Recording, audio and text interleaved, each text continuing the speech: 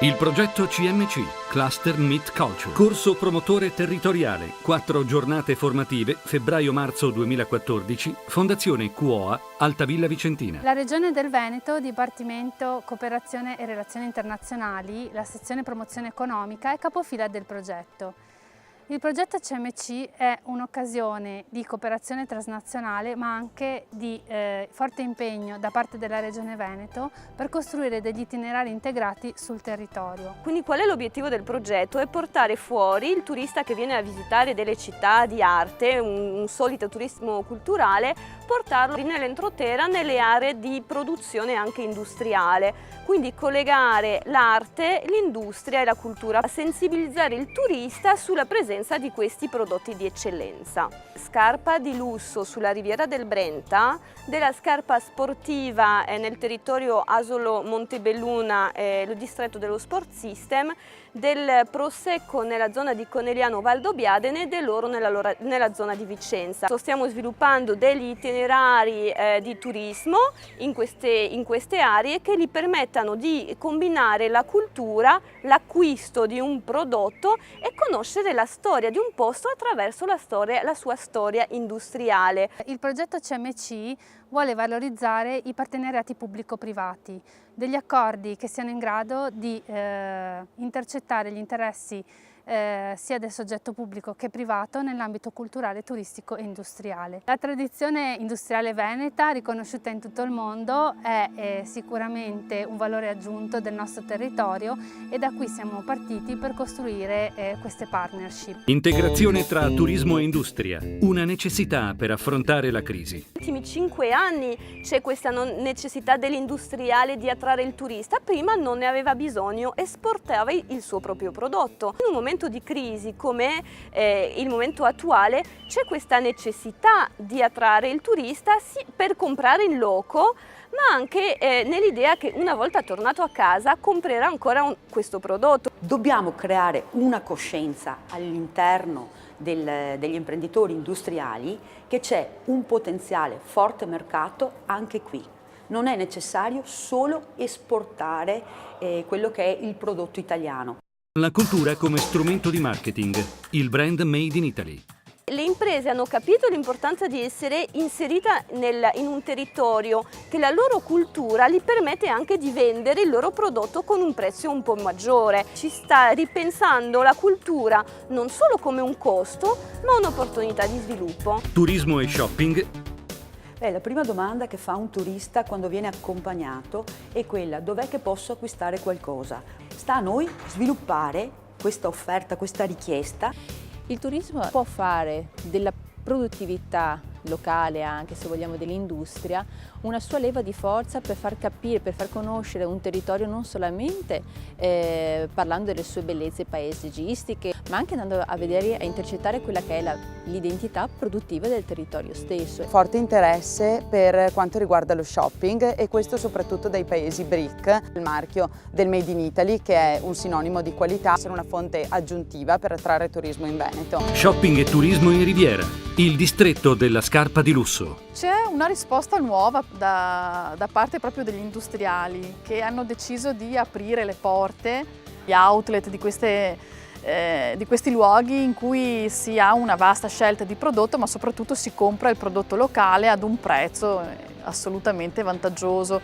Un turista che viene in Riviera per conoscere e visitare la Riviera è più un turista europeo, mentre il turista che viene in Riviera per acquistare il prodotto, e il target è molto alto, in questo caso della scarpa di lusso, è un turista extraeuropeo.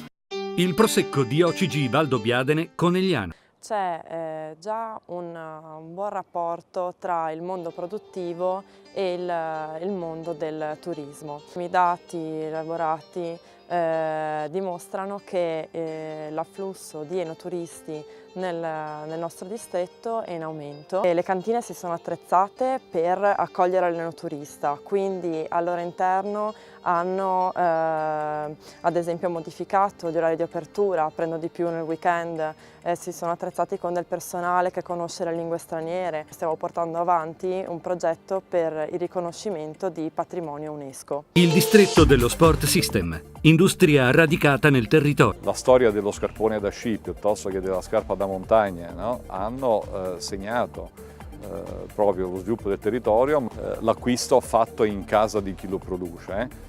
Abbia un valore non solamente dal punto di vista economico, cioè quindi del risparmio. Credo che dia anche una sensazione diversa, soprattutto per prodotti che sono unici, no? E che proprio per questo riportano alla conoscenza di quelle aziende l'industria che abbia un compito, se non proprio un dovere, insomma, cioè di dare al territorio anche opportunità. Vicenza, oro, turismo e artigianato artistico.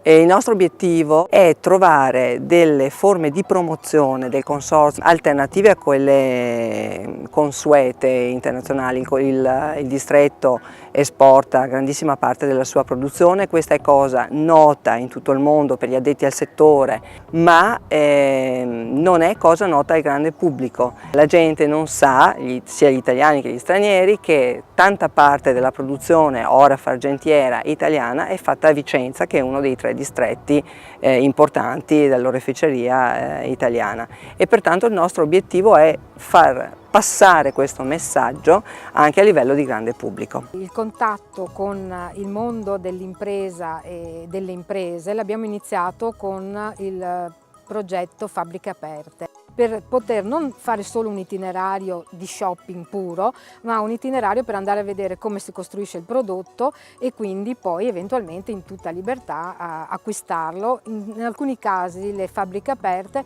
sono addirittura una visita all'interno dell'impresa che non ha neanche l'outlet all'esterno, e farlo diventare una motivazione di viaggio. L'interesse lo stiamo riscontrando in questo momento più di prima.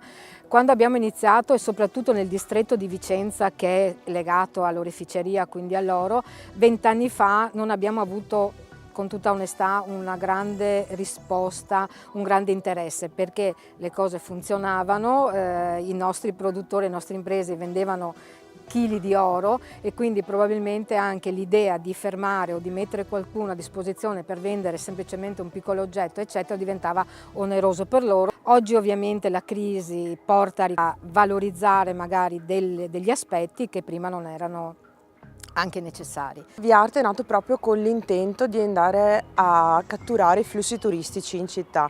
È nato come progetto una decina d'anni fa. L'idea era di mostrare, oltre alle eccellenze storiche e culturali della città, anche quello che tutt'oggi viene prodotto dalle nostre ditte artigiane. Che per il turista medio che si ferma una giornata a Vicenza sarebbe impossibile visitare tutto il territorio e le varie ditte dislocate.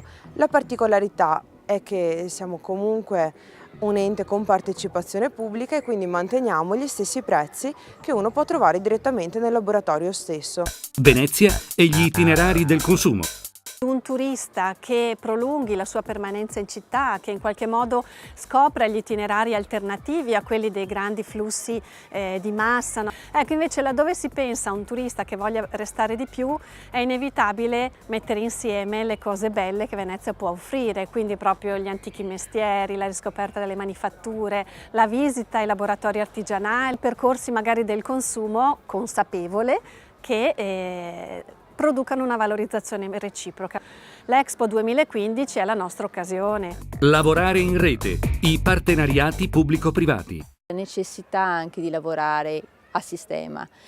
Spesso ci si lascia troppo prendere da particolarismi, da interessi personali. E la governance deve, secondo me, essere pubblica-privata, perché dal privato arrivano, come dire, gli input della razionalizzazione dei processi e dei passaggi, e il pubblico comunque deve avere un ruolo di attrattore.